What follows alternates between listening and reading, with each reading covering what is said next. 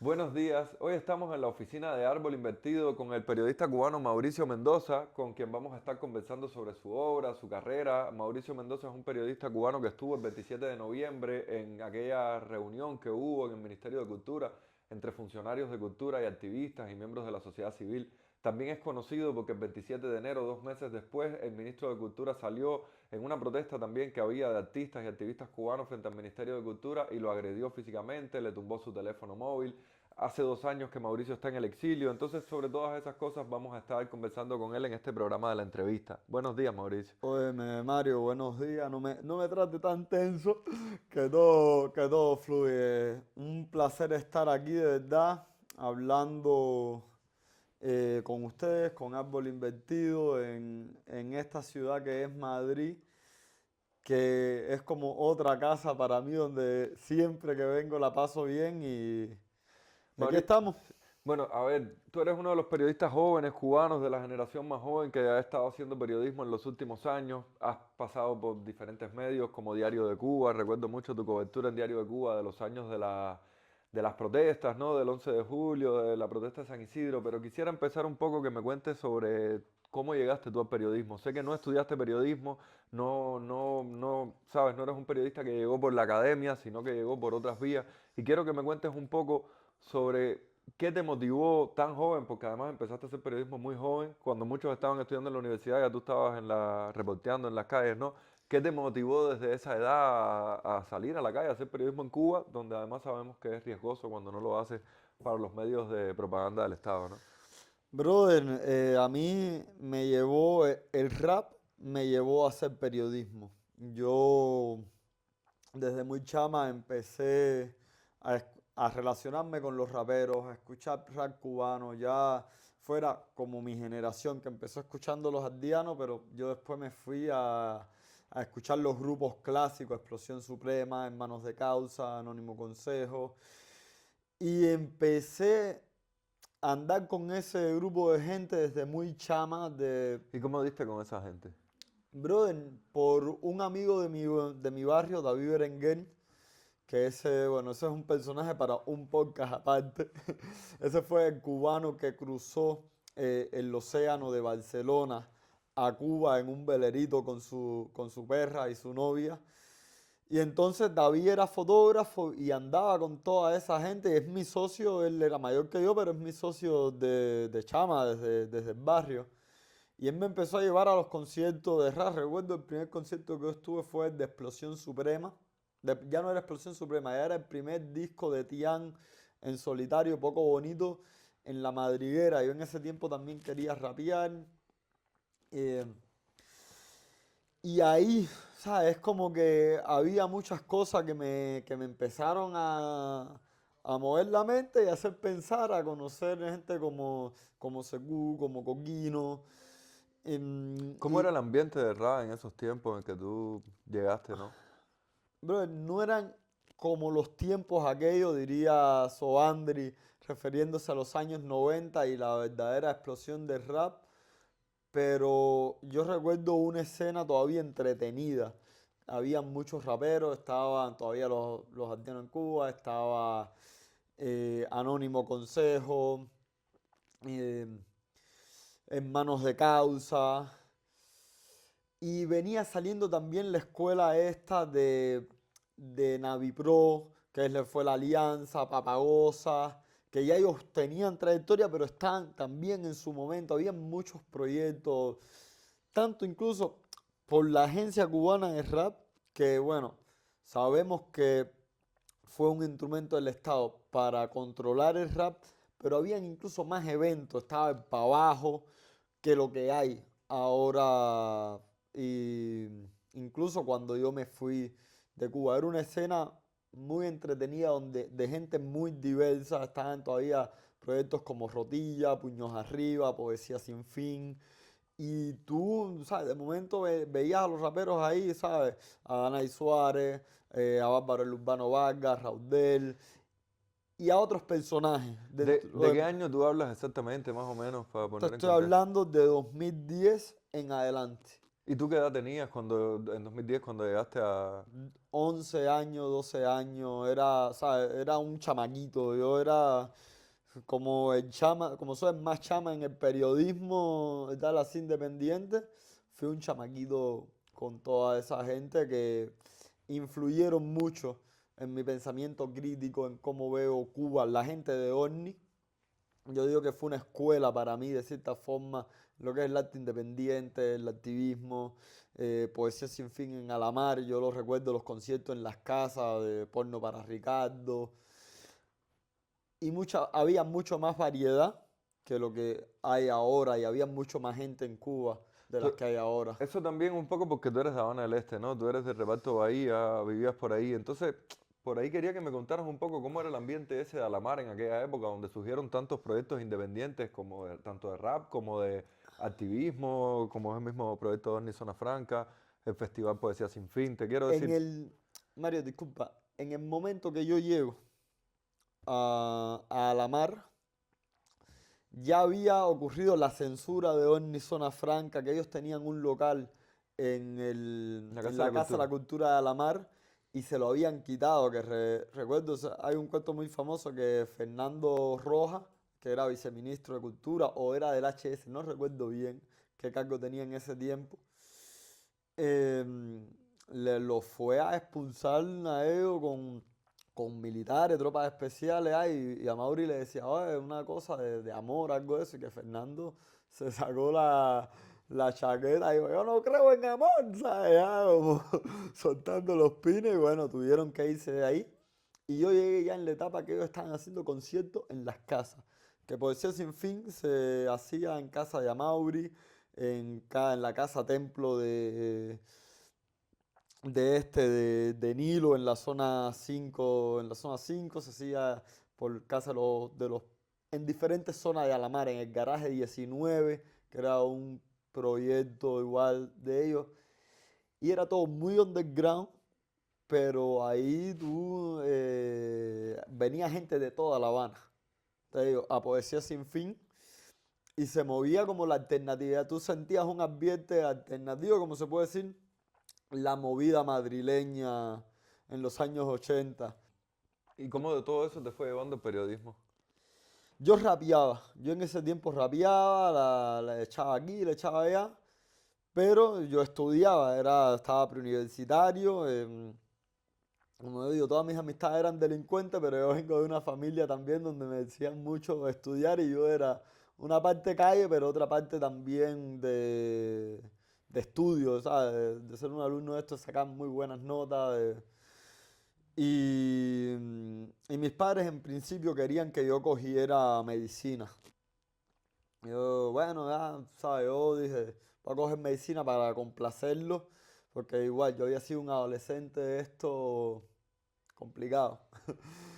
Y cojo medicina. En eso, cojo medicina queriendo coger periodismo. O sea, es como que yo no tuve ese dilema que tiene mucha gente de qué voy a estudiar. Yo siempre supe en qué momento yo dije, yo quiero ser periodista. No lo tengo muy claro.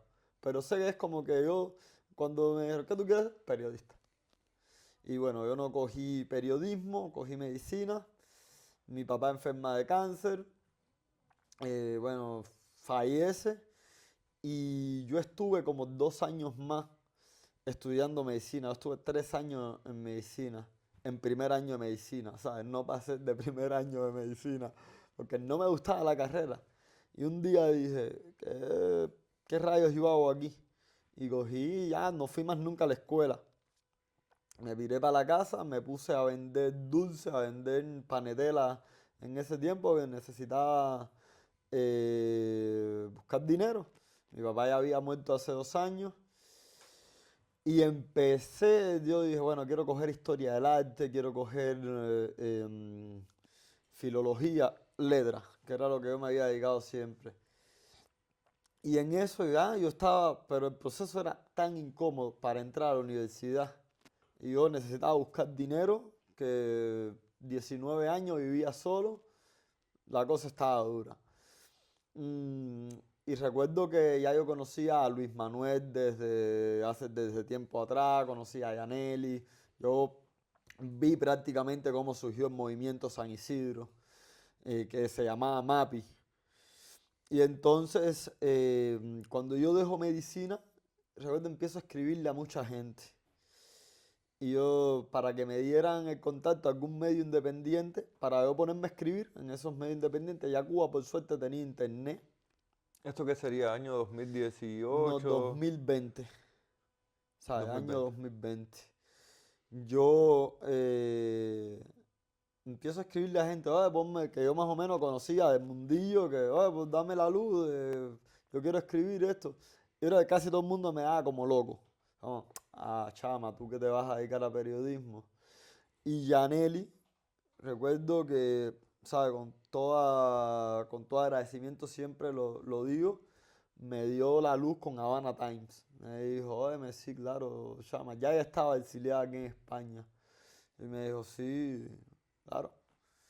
Me dio el contacto de Cicle, puta, qué sentimientos y qué alegría siempre me da contar esto, porque yo empecé escribiendo sin mucha noción de periodismo. Yo era un chama que leía mucho, que escribía mucha poesía, escribía mucho rap desde los 11 o 12 años, pero tampoco tenía mucha idea de lo que era el oficio. Y Cicles en Havana Times me dio la oportunidad de yo empezar a escribir ahí, pues, escribiendo. Yo recuerdo que cobraba 5 pesos por artículo. Cuando ya todos los medios estaban cobrando $20, yo cobraba 5 pesos y cobraba cada 6 meses. La gente me decía, tú estás loco. Esto se le pasa. Yo estaba súper contento. Yo vendía panetela y publicaba en Havana Times. Por el día hacía los textos y por la tarde salía a vender panetela. Y de ahí salté a Puente a la Vista. Puente a la Vista ya me publicaban mensualmente y bueno, era un poco más de solvencia. Y vino la pandemia. Yo quería entrar en teatrología porque siempre he escrito de teatro, soy fanático del teatro.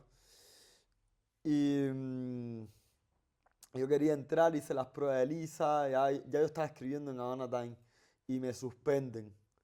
Yo me frustro cantidad, hasta lloré, ¿sabes? Yo lloro por cualquier cosa. Y me dio hasta sentimiento, me había preparado una pila de meses ahí. Yo dije, "¿Y esta gente cómo me van a suspender? Pero tranquilo. Seguí para adelante, llegó la pandemia, seguí escribiendo, no se podía salir a la calle, entonces para mí lo mejor era poder trabajar desde casa. Y estuve ahí toda la pandemia entre Havana Time y Puente a la Vista. Y después llegó septiembre de 2020 y ya mi trabajo era como que se empezaba a nombrar que había un periodista que se llamaba Mauricio Mendoza. Y bueno, la gente me conocía, por lo menos en el mundo de la oposición, así, me conocían el chamaquito que está en todos los eventos. Y, mm, y en septiembre, por Yania Suárez, que fue la que me dio el conecto con Diario de Cuba, que es cuando yo siento, ¿verdad?, que empecé a hacer periodismo, ¿verdad? Diario de Cuba es una escuela. Mirta, Ponte, Pablo, son una escuela. Y Mirta me empezó, las primeras notas a mí en Diario de Cuba eran un desastre. Y Mirta fue paciente conmigo, empezó, esto es por aquí, me empezaron a preparar y tal.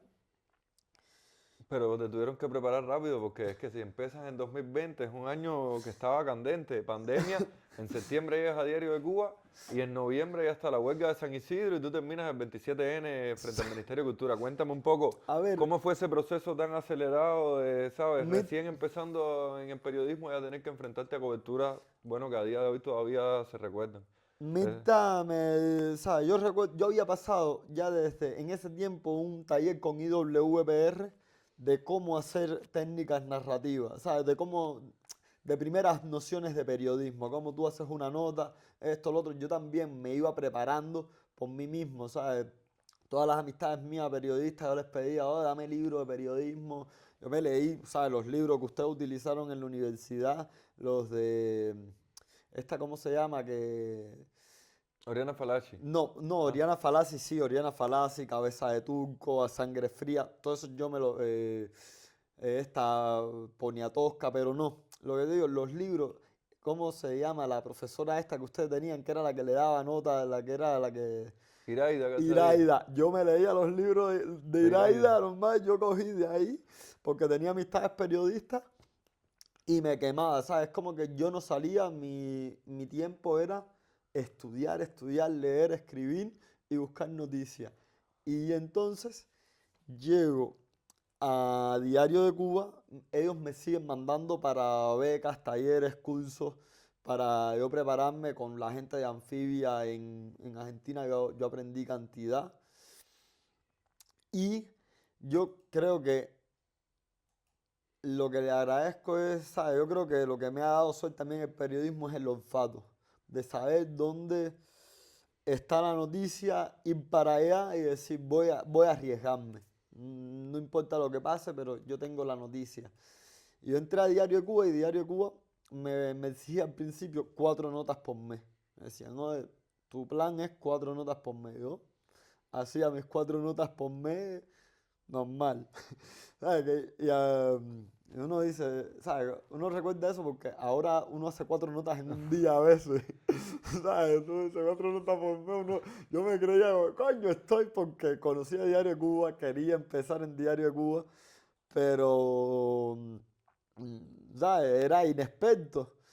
Y, yo hacía mis 4 notas y si, bueno, si hacía más, igual, me las cobraba también, pero como mínimo tenía que hacer las 4. Y llega bueno, estaba todo lo de San Isidro, yo estaba un poco pendiente a eso. Llega, bueno, ¿sabes? Yo a San Isidro me quería meter, lo que hizo Carlos Manuel, ¿sabes? Yo me quería meter y recuerdo que me hice, y ¿sabes? No es ninguna talla fula con Carlos Manuel, empingado, ¿sabes? Que lo haya hecho. Es una talla de que yo quería hacerlo, ¿sabes? Yo estaba de que me voy a meter de cabeza en San Isidro y me dice Mirta, óyeme, mira, si tú lo haces, nosotros te apoyamos, obvio, pero no vas a salir ahí, no vas a salir vivo, ¿sabes? Vas a ir preso, no te van a dejar entrar. Y yo que no, normalmente no me pienso las cosas, ese día la pensé porque Mirta me dijo algo muy importante que nunca se me ha olvidado y es periodista preso, periodista que no reporta. Y yo ya me quedé tranquilo en mi casa, le tumbaron la puerta a San Isidro. Eso fue el 26 de noviembre. Bueno, todos empezamos a transmitir en vivo, suerte en A. Y al otro día, el 27, yo recuerdo que a mí yo estaba pendiente de las noticias, a ver qué pasa. Y me dice una socia actriz, óyeme, aquí estamos frente al Ministerio de Cultura que, que estamos protestando por lo del ministerio, o sea, por lo que pasó ayer de San Isidro y tal. Y yo dije, bueno, esto es una notica. Yo en ese tiempo estaba, creo, a fin de mes, tenía una pasmadera enorme. Lo único que tenía eran 5 CUC, los difuntos CUC. Y era lo que tenía hasta volver a cobrar. Me decía, ya, los últimos se van hoy. Fui para allá. Yo llegué cuando había, no sé, 20 y pico de gente. O sea, como a las 11 de la mañana, yo llamé a Mirta, le dije, óyeme, bueno, yo creo que yo en ese fue una de las primeras Hablamos. veces que tú y yo hablamos. Porque yo estaba en Diario de Cuba aquí en la redacción en España, sí, fíjate. Yo llamé, yo le dije, oye, me voy para allá, avisé a algunas amistades que gente, si no aparezco, llamen estos números. Y fui para allá, yo pensaba que era una nota, tío. O sea, yo dije, esto no va a ser nada del otro mundo, ni... Me saco mi nota, mi reportaje y me voy para la casa. Para la casa empezaron a llegar gente, a llegar gente, a llegar gente. Y a llegar prensa extranjera también. Y entonces estaba todo el tira y encoge que sí, que entramos todo el mundo para adentro, ¿no? Que no entra nadie, ¿no? Que decía el ministro, que sí, esto. En fin. ¿Cómo fue aquello? Cuéntanos un poco cómo fue todo ese día ahí, la tensión que se vivió, las negociaciones sobre aquella conversación, si iba a haber o no, las agresiones un poco de la policía y las amenazas, ¿no? A ver, en ese momento, sabíamos, bueno, la policía rodeaba el lugar, la gente seguía llegando, porque si no, no hubiesen llegado 300 y pico de personas, pero se sentía tenso la seguridad del Estado ahí entre nosotros, a veces formando cabecita de playa, para desvirtuar la cosa. Ah, gente, vamos para la casa, ¿sabes? Gente vestida de civil que tú dices, ¿no? El compañero Rolando. Y la gente empezaban a, ¿sabes? Entraba Camila Lobón, Junior y tal, y oye, que esto, que queremos esto. Salían para afuera, la gente adentro decía, no, pero esto no puede ser. Y dale para atrás, ¿sabes? Un ejercicio de fuerza y de resistencia.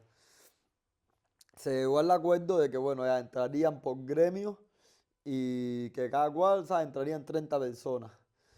Y bueno, todo el mundo escogió los gremios, los diferentes gremios, artes plásticas, teatro, música. Y yo, que de verdad soy un ambicioso de la noticia, a mí me importa la noticia. Yo dije, cuando hubo un minuto, yo dije, hey gente, todos los gremios están muy lindos, pero la prensa independiente tiene que entrar para adentro. Pero todo el mundo se quedó así como que, bueno, no tiene fallo la lógica. Y gracias a eso logramos entrar Diario de Cuba, Tremenda Nota, Cubané, ADN. ¿Quiénes fueron los periodistas que estuvieron ahí? Ahí estuvimos Camila Acosta por Cubané, Nelson Álvarez Mairata ADN. por ADN. Por ADN. Y estuvo Alfredo. Él era muy amigo de Anameli, también de Michael. Alfredo Ah, entró tremenda nota. por Tremenda Nota. ¿Y tú por diario? Y yo por Diario, que yo dije, tengo que estar aquí sí o sí. Y cuéntame, ¿cómo fue eso allá adentro? Eso, no hay grabaciones, no hay registros de lo que pasó allá adentro, solo los testimonios de Mano, los que estaban. estábamos mareados, bro. En el 2020, yo saco la cuenta 5 años después y yo digo, ese día se pudo haber grabado con unos microfonitos de estos. Grabamos la entrevista, o sea, grabamos toda esa reunión. A ver, sí debe haber grabaciones, La ojo, tendrán ellos. pero la tendrán Claro, ellos, no nosotros. claro.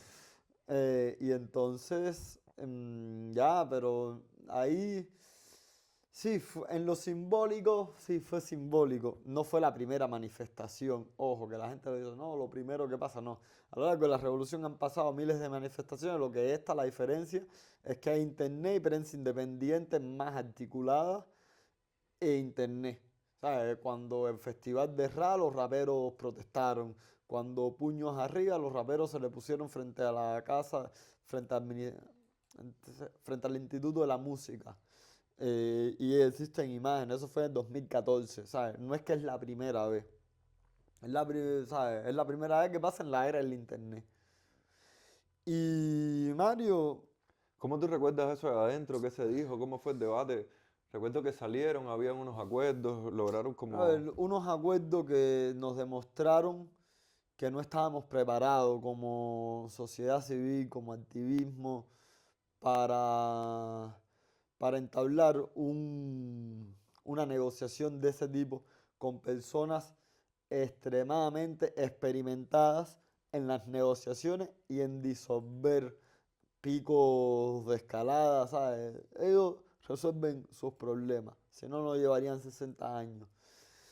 A nosotros nos durmieron con la muela, nos hicieron irnos para la casa, no logramos ni siquiera algo tan mínimo como que ese día liberaran a Luis Manuel y lo llevaran ahí, lo llevaran hasta ahí. Eso tan mínimo hubiese sido un logro muy simbólico.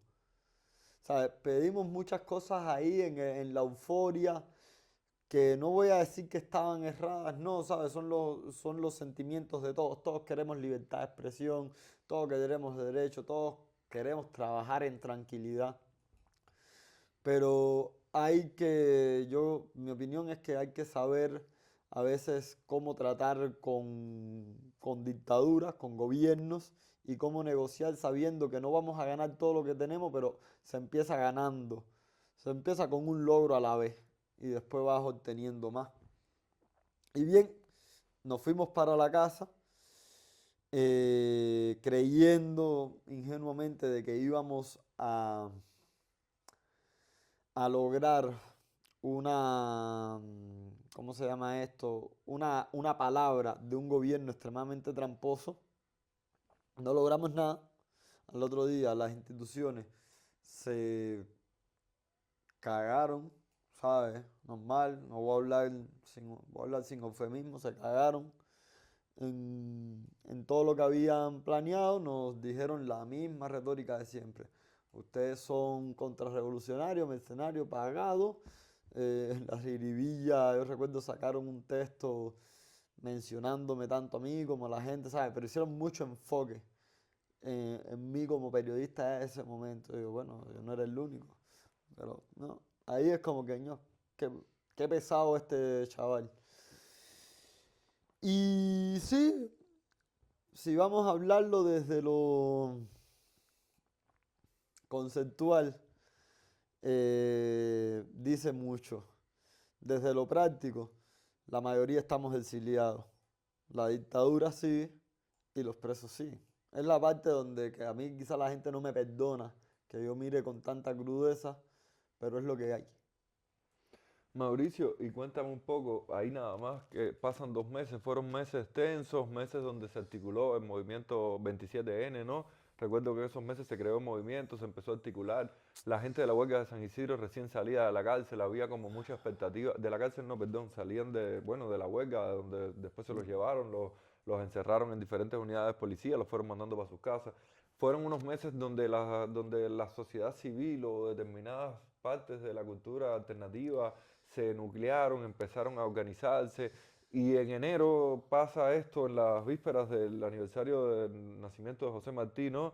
Querían hacer un homenaje, detienen a algunos, van al Ministerio de Cultura y ahí sucede esto que también ¿sabes? Muy rápido te lanza a ti al centro de la opinión pública, estabas en el medio de uno de los sucesos así de más controvertidos de toda esa época. ¿Cómo tú viviste eso tan joven también, siendo periodista, cuando a veces uno no está esperando que el foco esté sobre uno, ¿no?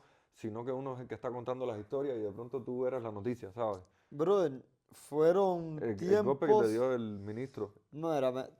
Te respondo porque me hiciste varias preguntas a Sí. la misma vez. Te respondo. Los tiempos después del 27N fueron tensos.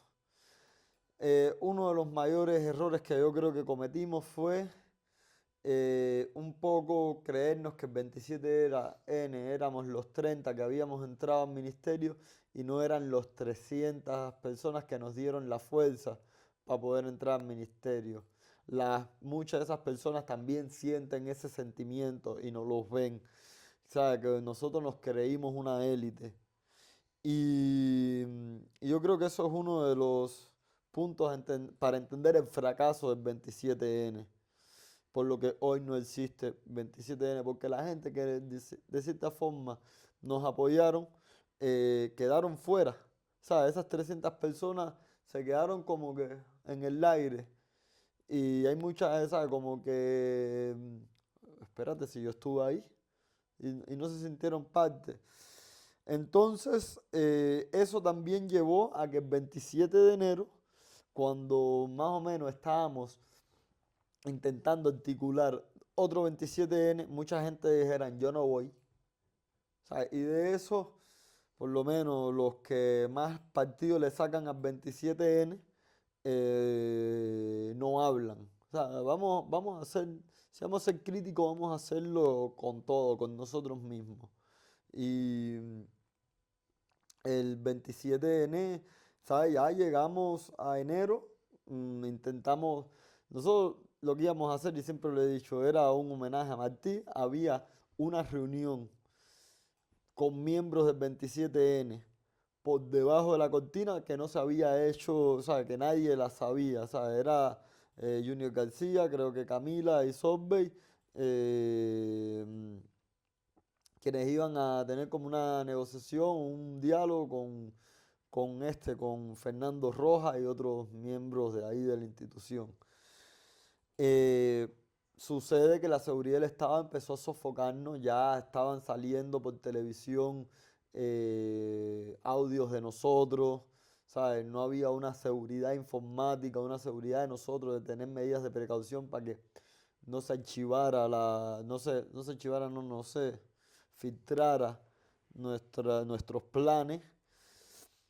Y el 27 de enero, ¿sabes? Cuando se iba a tener esa reunión a puertas cerradas, estaba también el problema de que, bueno, la seguridad del Estado estaba sofocándonos a diferentes personas el día anterior. Ese día habían sitiado a Mauri Pacheco por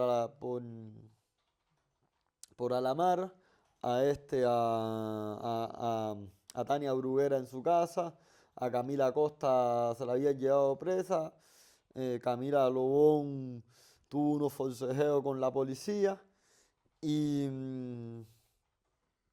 y mano, no tuvimos apoyo y el gobierno estaba preparado para que no se volviera, habían talado hasta los árboles de frente al Ministerio de Cultura. O sea, ellos estaban preparados para todo, que esto no puede volver a suceder. Y ellos cuando nosotros dijimos, ya ellos dijeron, no, muchachos, se van de aquí. No, cortado el internet. Yo recuerdo que dicen que yo le puse el teléfono en la cara al Pidio. No le puse ningún teléfono en la cara. Yo estaba transmitiendo en vivo y llega al Pidio.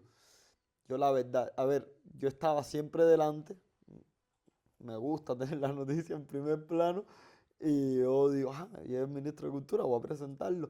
Aquí el ministro de Cultura pidió, bueno, yo no terminé ni de decir el ministro de Cultura. Yo pensé, ¿sabes? Yo dije, este tipo no me va, es un ministro.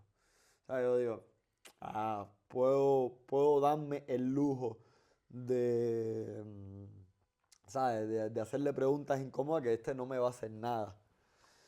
Y yo no terminé de decir el ministro de Cultura cuando me arrebató el teléfono y ya estaba saliendo una brigada de respuesta rápida esa eh, a meternos presos a nosotros, a darnos golpes. Le dieron golpes a las mujeres, a Celia, a Camila, a Solveig creo que también. Nelson cogió golpes, Casanella cogió golpes.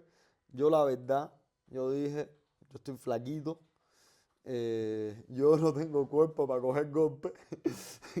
Cuando son más que yo cuando yo dije, bueno, si voy a ir preso, prefiero ir preso sin dolor.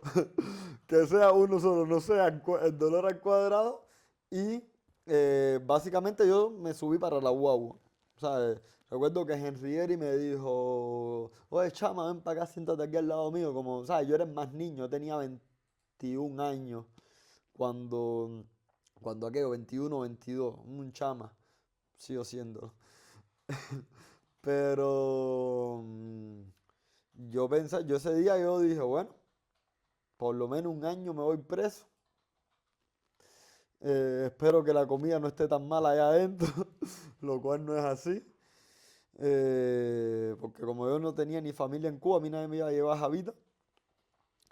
Y mira, resultó que tuvimos suerte y Ángel de la Guardia y nos soltaron en un periodo de 8 horas, básicamente. Bueno, creo que a Michael Osorbo lo tuvieron un tiempo más detenido, pero nos soltaron rápido a todos, relativamente. Entonces, por una parte, cuando lo que me preguntas de que ¿cómo, bueno, ser el foco de atención? Yo no buscaba ser el foco de atención, yo estaba cubriendo una noticia, ¿sabes? Y, y por una parte tú, ¿sabes? No sé, a esa edad ya han pasado ya 4 años de eso. ¿Sabes? Te da un poco de alegría de que, ¿sabes? Todos los medios, ¿sabes? Diario de Cuba, al momento, ¿sabes? Estaba súper contento conmigo, ya desde el ministerio, ¿sabes? Desde el 27N, ya están muy contentos conmigo, como decían, no, este chamaco la da. Pero en ese momento estaban más contentos todavía. Y bueno, no me faltaba trabajo, lo he dicho en texto, ¿sabes? De un día para otro. Yo tenía que decir, no escribo, ¿sabes? No, podía darme el lujo de decir a quién escribí y a quién no, porque todo el mundo me cogía trabajo. Y por una parte, ¿sabes? Como periodista tú dices, ojalá, ¿sabes? Ojalá esto fuera vitalicio porque hay tiempos donde nadie te coge trabajo, ¿sabes? Pero por otra parte era como que el foco de atención, ¿sabes? En Cuba la realidad cubana está muy polarizada. Si no eres del gobierno, eres de la oposición. Si no eres de la oposición, eres del gobierno. Y yo soy una persona un poco, ¿sabes? Transgresora que ni estoy con uno ni estoy con otro. Yo estoy un poco con el sentido común, con como yo pienso. Si me equivoco, pido disculpas, pero no quiero perder, como decía Chaplin, el derecho a equivocarme y a decir lo que yo pienso porque les respeto a todo el mundo lo que piensa, ¿sabes? Sea de izquierda, de derecha. Conmigo se puede sentar en la misma mesa y comer de mi mismo plato. Pero ya se empezó a polarizar las cosas. Yo, de verdad, que me empecé a sentir incómodo, ¿sabes? En un momento, porque ya es como que la gente, como que yo le debía mi fama a la gente, o como que tú eres el periodista en Manotazo, ¿no? Antes en Manotazo ya yo tenía 2 años escribiendo. O sea, yo desde 2019 estaba escribiendo. Y después en Manotazo seguí escribiendo y sacando notas de diferentes temas. O sea, yo no soy periodista en Manotazo, yo soy el periodista que se levanta a escribir y a buscar la noticia y mis trabajos se leen, ¿sabes? El Manotazo no se lee.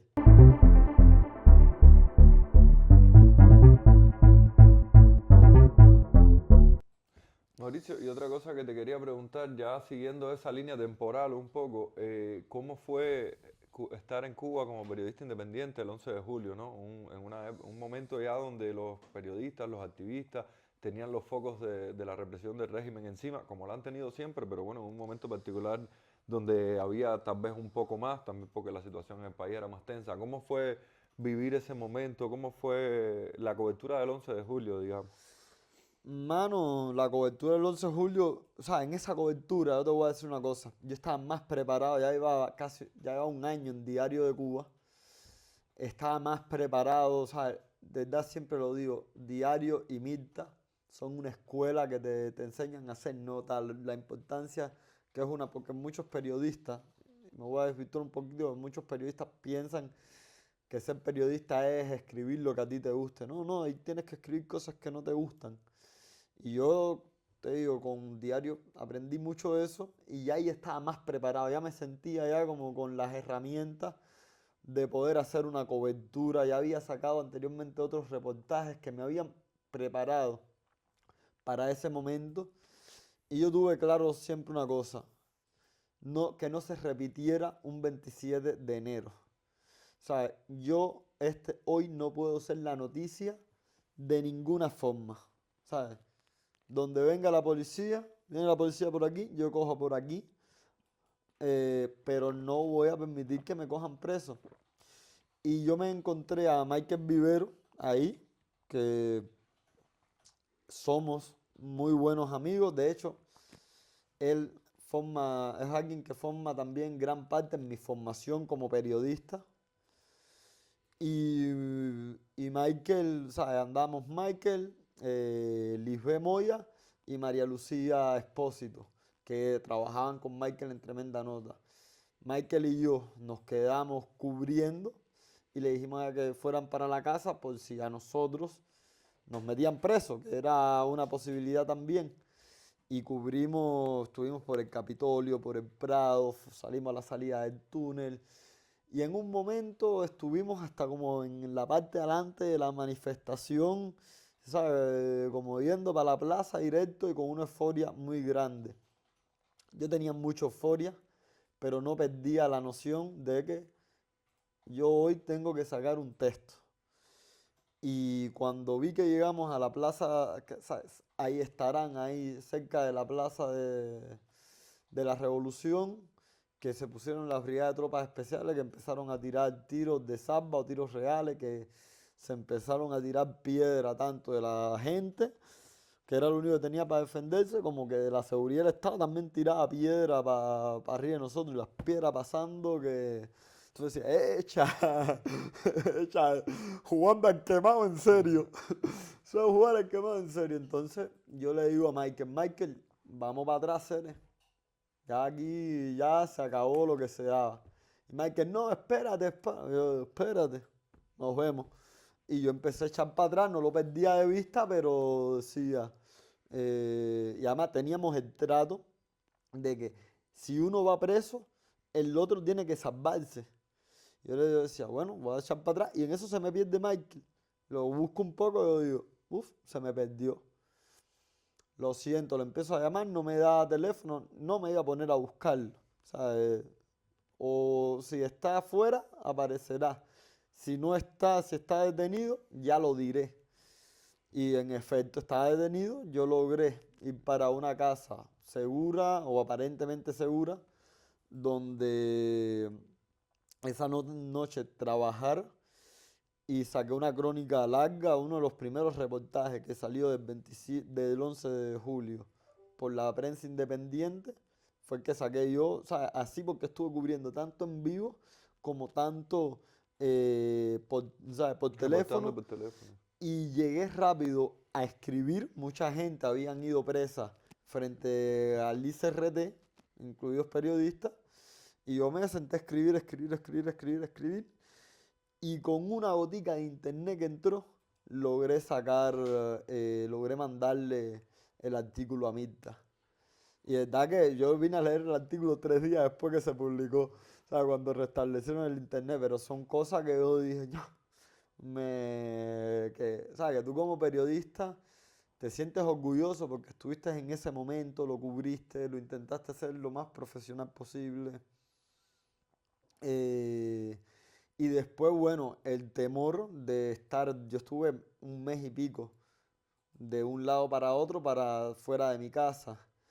Quería preguntarte cómo eran las, o cómo fueron en esa época y en lo adelante las amenazas de la seguridad del Estado a Déjame un tomar. periodista independiente como era el caso tuyo, ¿no? ¿Cómo hacían? ¿Cómo te amenazaban? ¿Qué hacían? ¿Te citaban?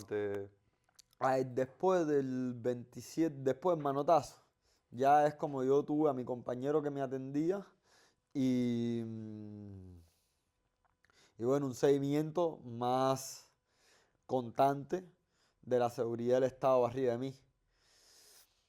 Y bueno, las amenazas eran los interrogatorios, que me iban a meter preso, ¿Con qué te amenazaban? ¿Con que te iban a meter preso? me iban a meter preso, ¿sabes? Que yo estaba haciendo contrarrevolución, que el dinero, que en efecto, ¿sabes? Yo, por haber venido del rap, por haber venido, ¿sabes? Haber conocido proyectos como Rodilla, como Omni, haber visto todo ese fenómeno desde niño. Yo estuve en Estado de SAT, cuando Estado de SAT era un proyecto que aglutinaba gente en Cuba. ¿Sabes?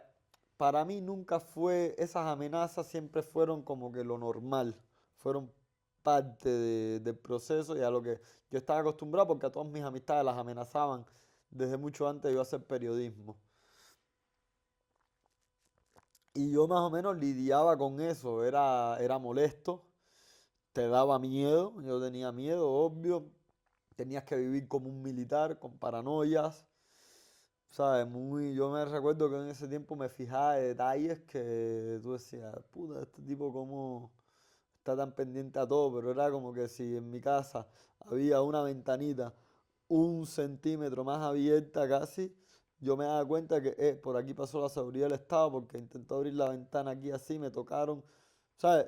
Cuentas muy rápido de verla porque es como se te pone la mente cuando quiénes son estas personas, Sí, sí, sí, son, sí, sí. ¿sabes? No es paranoias infundadas, No. son cosas que, ¿sabes? Que te hace las circunstancias. Los días después del 11J fueron complicados, mucha persecución y yo seguía haciendo periodismo. Yo dije, ¿sabes? Siempre lo he dicho, yo no soy un activista, a mí lo mío es sacar la noticia, la nota y siempre estuve buscando historia, ¿sabes? Historia, historia, historia, Bárbara Farrá, Roland Castillo, hay nombres hasta que se me olvidan, ¿sabes? Porque Judinela, la mamá de Roland Castillo, después el papá de Roland Castillo que estuvo preso, yo lo cubrí también, ¿sabes? Son tantas historias que se cubrieron en ese tiempo que no te da la mente y a un punto de mucha adrenalina, mucha, ¿sabes? Tú veías a tus amistades presas y tú decías, ¿sabes? Cuando las habas del vecino ardan, ponlas tú en remojo, que van tan bien y iban tan bien, ¿eh? Y ¿Y cómo llegas a la decisión de salir ya al exilio? es que, es que era inminente. Ya, ¿sabes? Mira, había ocurrido el fracaso inminente de, de la propuesta de nuestro querido teatrólogo Junior García, director de teatro.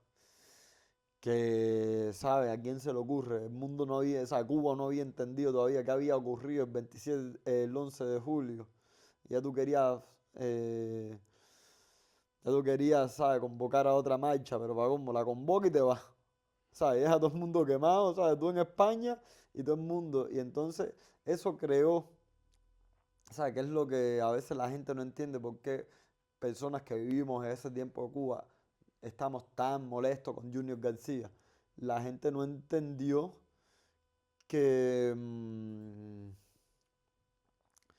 que, ¿sabes? Que la propuesta fallida esa de 15N y tal, lo que desanimó en gran masa al pueblo cubano, le quitó credibilidad al resto de propuestas desde la comunidad, desde la sociedad civil, y que se aumentaron ¿sabes? Aumentó el poder del gobierno de que no vamos a permitir que nadie se tire para la calle, que nadie haga ningún chiste. Y fueron cayendo gente, ¿sabes? Se fue el Funky, se fue Camila Lobón, se fue Gen Luis, se fue, ¿sabes? Se fueron. Y hubo un momento en donde nos sentimos solos, ¿sabes? Gorky en una entrevista al Estornudo lo dijo. Bueno, nos sentimos solos en Cuba, el activismo, y sí, los periodistas también nos quedamos solos en Cuba, sin respaldo. Y yo por lo menos siempre lo he dicho, yo no soy mártir ni nada por el estilo. Si muero haciendo periodismo, bueno, me toca la mala suerte, pero no porque yo me arriesgue a ir a una prisión o porque me arriesgue a que me peguen un tiro en la frente, que no es el caso de Cuba. Todavía los periodistas en Cuba no le pegan un tiro en la frente, pero sí los meten presos. Y con todo mi historial, yo hubo un momento que dije, ¿con qué cuento? No cuento con nada, lo que cuento es con ir para la prisión. Mira, me voy. Y además también había sentido ya muchas deserciones entre la comunidad cubana, ¿sabes? Que por un lado te piden libertad de expresión, pero la libertad de expresión puede ser solo para el gobierno. ¿Sabes? Tú te cuestionas algo de la oposición y ¿sabes? Ya eres, le estás haciendo el juego al sistema, ¿no, loco? ¿Sabes? Tengo pensamiento propio, tengo pensamiento crítico. Y vienen los chistosos que te hacen bullying, ¿sabes? Asesinato de la moral también. Y me cansé de eso, me cansé de ver también artistas aquí, ¿sabes? Que incluso aquí en Madrid tenemos unos cuantos que, ¿sabes? Que con el lío del exilio y tal, ¿sabes? Viven, ¿sabes? Son gente que vive parásitos de la dictadura, logros de la dictadura, porque con son monotemáticos y no tienen otro tema de creación que no sea eso, ni eh, mm, y todo lo que se vaya de ese esquema, ¿sabes? Ellos lo atacan como mismo la dictadura ataca a todo lo que se vaya de su esquema. Y yo no quiero, ¿sabes? No quiero pertenecer a ningún esquema, no quiero ser ni de un lado ni de otro. ¿Sabes? Quiero mantener, no es que yo sea más ético, pero quiero mantener pura la libertad de expresión o quiero intentar ser lo más fiel posible a lo que yo pienso, a lo que creo y a cómo actúo. Mauricio, cuéntame cómo conseguiste para poder salir de Cuba y luego un poco cómo ha sido el exilio. Sé que has estado en Estados Unidos, has estado aquí en Europa, en diferentes lugares de Europa. Primero cuéntame cómo saliste y después cómo ha sido para ti el exilio. Luego yo salí, ¿sabes? Mi salida de Cuba primero es una de las cosas que a mí más me ha dolido en la vida, ¿sabes? A mí, yo amo Cuba. ¿Sabes? Yo amo Cuba y no solo que amo Cuba, yo amo mi barrio. Yo soy un tipo que soy feliz en la barbería de mi barrio tomando ron, escuchando los chismes de los aguas. Normal. Y, y bueno, ¿sabes? Ya la seguridad del Estado un día me llamó y, ¿sabes? Había pasado unos días después del 27N, me dijeron que querían hablar conmigo. O sea, y yo le dije, ¿sobre qué? No, sobre tu salida del país. Yo le dije, bueno, sí, vamos a hablar, ok. Pero me dijeron, eso fue un lunes, me lo dijeron para el miércoles. Yo dije, o sea, yo no me hice el cabrón ni nada. Yo dije, sí, sí, sí, vamos a hablar. Pero quedaba un martes por delante. Y en el martes por delante ese, yo logré sacar el Lesta para los Estados Unidos y tenía un poco de dinero ahorrado. Y me sacó un pasaje para los Estados Unidos. ¿Y ¿Tú qué? tenías pasaporte español o No así? tenía pasaporte español. Todavía no habían quitado todavía no habían restringido a los ciudadanos españoles de poder entrar a los Estados Unidos. Y, ¿sabes? Tuve suerte, tuve ángel de la guarda. Me piré para Estados Unidos. ¿Qué quería hablar de la seguridad del Estado conmigo? No sabes. Hasta el día de hoy no sé. Y ahí empezó el exilio, otro Ahí, capítulo más. ahí empezó, ¿sabes? Una historia más dura que Cuba, ¿sabes? Porque el exilio para mí ha sido duro. ¿Sabes? No, no es que me quejo. Ahora estoy bien. Pero, ¿sabes? Yo en Miami no tenía así. Tenía mi mejor amigo, David Berenguer, El que cruzó el que de... cruzó el océano, que fue quien me llevó a los primeros eventos de rap, que él vivía en un barco. Y él me dijo, sí, hacer, ven para acá. De hecho, él me ayudó. A mí me faltaba algo de dinero para sacar el pasaje y él me lo pagó. Pero no, ¿sabes? No tenía así familia en Estados Unidos con quien me pudiera acoger hasta cumplir el año y un día para para la residencia. En el barco, ¿sabes? La vida en el mar es muy bonita, pero es muy dura porque dependes del clima. Depende, ahí llevé una vida hippie de esta, de eso yo quiero escribir porque tengo muchas historias de eso. Llevé una vida de hippie básicamente fumando porro todo el tiempo, deprimido, porque acostumbrándome a lo nuevo, sin poder, ¿sabes? De venir de ser independiente a ser mantenido por mis amigos que lo hacían con el amor del mundo, pero mantenido eh, a miles de cosas, ¿sabes? Que fueron de experiencias fuertes, de dormir en la calle, que yo te digo que eso no te hacen más débil, eso te hacen, ¿sabes? Te hacen entender el mundo. Yo agradezco haber pasado todas esas cosas y, y ir entendiendo la migración desde otro punto de vista, que no es como lo queremos en Cuba, que todo no es de rosa, todo lo que tú logras es a golpe de sacrificio, de ser constante. Yo he logrado seguir haciendo periodismo. Eso te iba a decir que a todas estas donde la migración ha sido dura y el exilio ha sido duro, pero de alguna manera te las has arreglado para poder seguir haciendo periodismo. Yo he logrado seguir haciendo periodismo primera porque es la carrera que yo decidí, es la carrera por la que lo he dado todo, ¿sabes? Yo no es que a mí no me, a mí me ha costado caro el periodismo, desde perder amistades, desde tener que irme de mi país, desde tener que convertirme en una figura pública que yo no quería y tener que aguantar el escarnio público tanto del gobierno como de la misma oposición a veces, no de todos, ojo, pero sí, y de aguantar miles de cosas, ¿sabes? De aguantar las depresiones también, porque la gente no mira que las historias que nosotros cubrimos también te calan en lo hondo, ¿sabes?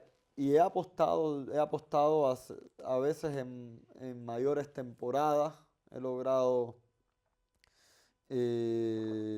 hacer más periodismo, otras no he estado sin hacer periodismo, pero el periodismo siempre ha estado en mi mente.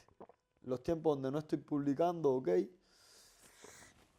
pero estoy buscando historias, estoy apuntando notas, est- estoy entendiendo el mundo, estudiando, expandiéndome. ¿Cómo ha cambiado la manera tuya de hacer periodismo desde que te fuiste de Cuba? En Cuba, tío, yo sacaba, ya ahora mismo el periodismo no es solo, A ver, en Cuba era mi sustento, pero era muy fácil hacer periodismo en Cuba de cierta forma, pese a todo, ¿sabes? Yo sabía que a mí Diario de Cuba me cogía 6 notas al mes, que tenían que tener un mínimo de calidad, pero que me las cogía, ¿sabes? Aquí afuera es sálvese quien pueda, aquí es la competencia por lograr vender notas, ¿sabes? Donde hay muchos periodistas que, que también están en lo mismo. Y entonces y a la misma vez tienes que pagar tus cuentas, a la misma vez tienes que pagar tus biles.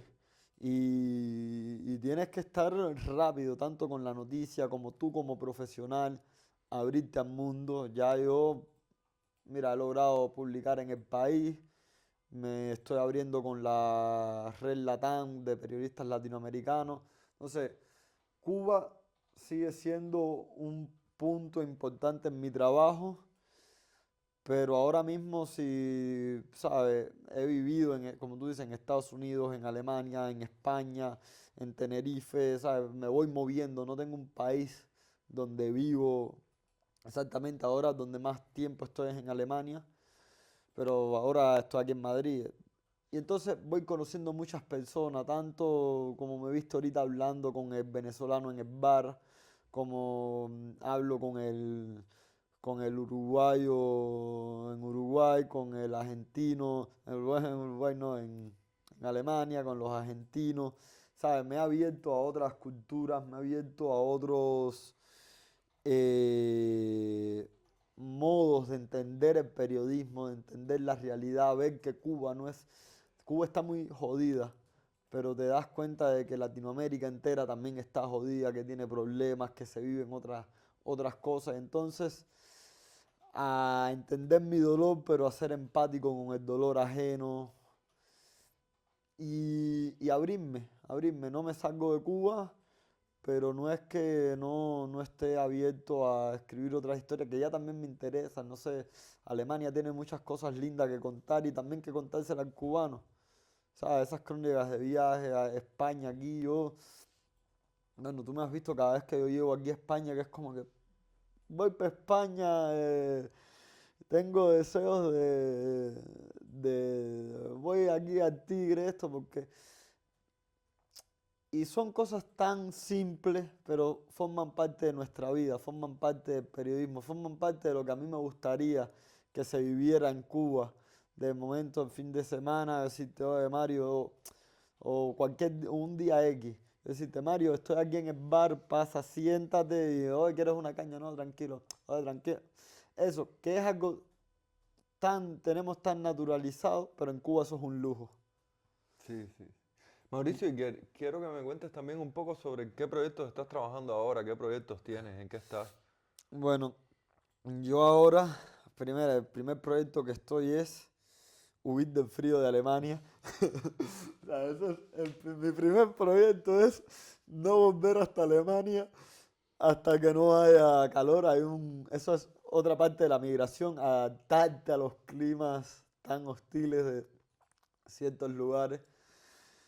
Y estoy haciendo freelance, estoy trabajando, bueno, trabajo con ustedes, con Árbol Invertido y a las tensas, les doy texto al Toque, les doy texto a Diario de Cuba y a todo el que me coja texto, ¿sabes? Si estás viendo esta entrevista y crees que necesitas un texto mío, yo lo tengo. Si tú me escribes, abajo, deja en mi red, tú me escribes que yo lo tengo. Ese es mi primer proyecto. Puedo escribir todos los textos a mí por haber. Mauricio informa. Pero ya poniéndolo un poco más en serio. eh, Viajar, seguir conociendo aquí Europa, ir buscando historias, porque me interesa escribir un poco sobre mi experiencia en cada sitio. Yo hago fotografía también. Estoy viajando ahora con mi esposa, que es uruguaya. Entonces, viendo la vida desde dos puntos así, desde dos culturas y conociendo esto para ir acumulando archivos para después escribir, publicar. No te digo que quiera hacer libros ahora, porque creo que los libros deben venir después de los 40, para que tengan mediano éxito. pero sí escribir muchas crónicas, ¿sabes? De viajes y ver dónde las logro publicar. Eso es lo primero.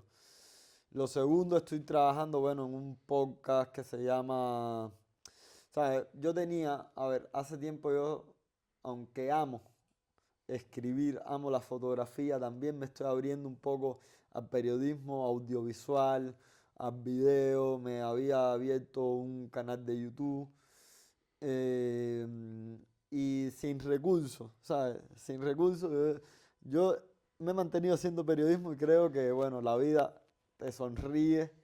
¿Sabes? Esto se lo digo a todos los periodistas. Si confías de que el periodismo es lo tuyo, mantente aunque tengas que limpiar baños de hotel. Yo he limpiado baños de hotel y he trabajado en esta misma ciudad en hostelería que es muy dura.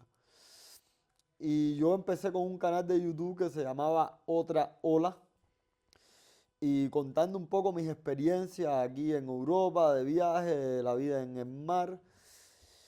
Y bueno, esa otra ola, la ola ha ido, le Ha ha dado, evolucionado. a la ola le ha dado el viento y ha crecido un poquito. Entonces ahora otra ola es un proyecto mío con algunos periodistas también exiliados cubanos que después se sabrán los nombres. Estamos trabajando bajo el anonimato, porque como dijo Martí, en silencio ha tenido que ser. Y estamos trabajando ahí un grupo de periodistas en hacer un podcast sobre rap cubano, que es mi tema, el tema que más me apasiona, verdad, más que todo en esta vida. Si yo pudiera escribir solo de rap y me los cogieran yo, esa sería mi libertad. Mi aporte a la libertad sería escribir de rap y de música. Pero bueno, estoy creando otra ola, ya estamos creando como una plataforma, otra ola, enfocados en eso, en el podcast audiovisual, en esto. Cuéntame un poco del podcast, de qué va, cuándo crees que pueda salir, cuándo se podrá ver ese podcast. Bueno, si las cosas fluyen, ese podcast tratará, puede salir después de abril, a mediados de abril creo. Si Dios pone su mano, si todo funciona bien, a mediados de abril puede salir. Es un podcast que yo le tengo mucho cariño, de verdad. A veces me fajo con mi equipo de trabajo, porque yo me pongo exigente con ese podcast, de que las entrevistas, los entrevistados tienen que ser esto.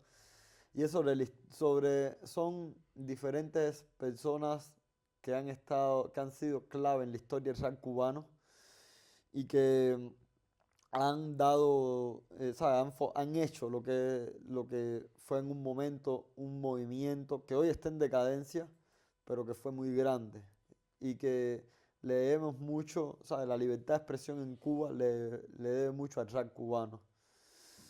Entonces yo estoy en eso, he entrevistado a raperos, he entrevistado a activistas, a grafiteros, he entrevistado a gente que se encuentran dentro de Cuba, fuera de Cuba, y bueno, no he sido yo, ha sido un lindo equipo de trabajo que tengo, de gente que estoy súper agradecida, brother, de que me acompañen con esta locura y para adelante, estoy en eso. Un poco cerrando un círculo, empezamos hablando de rap y ahora otra vez vuelve a aparecer el rap Sí, cubano. el rap siempre va a estar en mi vida. ¿Sabes? Yo soy un chamaco de barrio que, ¿sabes? Que se crió en un barrio poco delincuente, ¿sabes? Mis amistades todas son gente especiales y las quiero con la vida y el rap cubano, a mí el rap me salvó de quizás de ser otro malandrito del barrio. ¿Sabes? El rap, el periodismo, los libros me salvó de ser un malandrito de barrio, pero a la misma vez le agradezco a venir del barrio la visión que tengo, ¿sabes? Del mundo, de entender las cosas, ¿sabes? De la empatía que tengo. O sea, yo no tengo empatía con las élites, pero sí tengo empatía con el que sufre. Yo con todas las élites, incluso cuando yo formo parte de una, digo, para el carajo, que se jodan todo, pero sí, no me gustan las injusticias, no me gusta, ¿sabes? Lo que se vive tanto en los barrios pobres de Cuba como en el mundo entero. Eso me afecta mucho y eso yo se lo debo al Racer. Yo se lo debo a haberme criado en un barrio donde se tomaba chispetren y se hablaba de pelota y se jugaba dominó y si de momento se calentaba la cosa, tiraban la mesa y no sé. Sin el rap no existiera el periodista, ¿sabes? Sin el rap cubano, no. Mauricio, y ya cerrando un poco esta charla, ¿no? Quería preguntarte cómo ves el futuro de Cuba. ¿Tienes alguna esperanza en que puedan haber cambios en Cuba? La realidad ahora Cuba está sumida en una crisis, ¿no? Muy, muy grande económica, pero al mismo tiempo de mucha represión, presos políticos. No, el futuro de Cuba es triste, ¿sabes? Yo no lo miro ni de que va a cambiar en un año ni en 2 años. Y es triste por dos cosas, porque el gobierno dice que el culpable de todos los males de la revolución es Donald Trump y el imperialismo, por lo menos ahora que está salido del horno, dice que es Donald Trump. Y la oposición, no toda, pero un gran sector, eh, vuelca todas sus esperanzas en Donald Trump. Y yo digo que lo primero que el cubano tiene que hacer es centrar sus esperanzas en el propio cubano. Como yo a los periodistas le digo, si tú eres periodista y confías en ti, ve hacia adelante, aunque pases trabajo, pero apuesta. El cubano tiene que apostar a su libertad, tiene que apostar a su organización propia. Yo sé que es duro, yo sé que es difícil, yo sé que en la teoría es muy lindo, en la práctica es donde se calientan los lares, pero esperando de que venga esa libertad de un Mesías externo, no lo veo, ¿sabes? No veo política. Veo que el gobierno sigue teniendo control, sigue teniendo poder, incluso estando en su peor momento económico, político, social, sigue teniendo el control de las cosas. Y yo, ¿sabes qué te digo? Me da mucha tristeza, mano. Me da tristeza de que esté pasando todo eso, pero ¿qué le voy a hacer yo? Yo también, ¿sabes? Yo soy un fucking emigrante que anda luchando y que también tengo que mirar por mi futuro, que aquí es dura, ¿sabes? Yo estoy intentando, ¿sabes? En mis proyectos hablar mucho de esta migración, de la realidad que tenemos, no solo los periodistas migrantes, ¿no? Sino todos los migrantes. Y aunque me interesa, ¿sabes? Buscar historias de migrantes de otras naciones también para comparar, para llevar a ese diálogo, para mostrar de que, gente, miren estas historias que también pueden ser peores que las de nosotros. Y no es porque nos vayamos a comparar con el peor, no. Siempre hay que luchar por salir adelante. Pero también me interesa eso, ¿sabes? Yo como emigrante, como persona que ando luchando día a día por cumplir sueños, creo que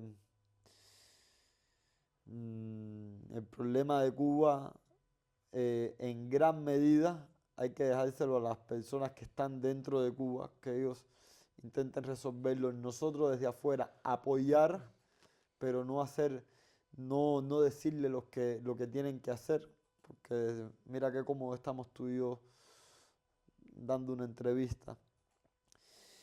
Y ver que la migración también es complicado. O sea, escribir esas historias de las que tan poco se habla. ¿Cómo será el futuro de los que marchamos? ¿Cómo es el día a día? ¿Cómo es dormir en las calles, ya sea en todas las ciudades que he estado? Te lo digo, he dormido en las calles y no me arrepiento. O sea, es una experiencia que me ha dado humildad, que me ha dado, ¿sabes? La inteligencia de agradecer cada día, poder seguir haciendo periodismo, cada día lo que tengo y de ver que vivimos tiempos complejos en todas partes del mundo y cada cual tiene que buscarse la vida. Oye, pues nada, un placer conversar Oye, contigo aquí y esperemos, bueno, más noticias sobre tus proyectos, sobre tu trabajo Y agradecerles a todas las personas que nos están viendo, que han visto esta entrevista, recordarles que se pueden suscribir a nuestro canal de YouTube, seguir a la revista Árbol Invertido en las redes sociales.